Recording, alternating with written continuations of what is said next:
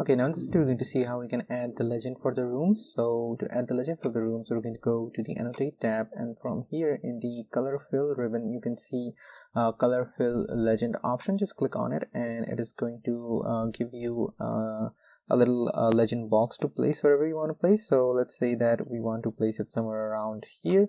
There we have placed it. Now it wants you to set the space type. So for the space type, we're going to select the rooms, and the colors, the color scheme is going to be by room name. We can either set it as by department or by room number as well, but we want it by the room name.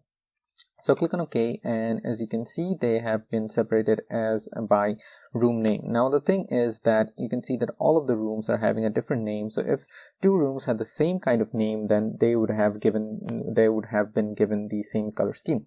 For example, if I said that this is no longer master bed, let's just call it a bedroom as well. So I select it and I edit it out as bedroom, hit enter. You can see that the color of the room has now changed because this is a bedroom as well. This is a bedroom as well.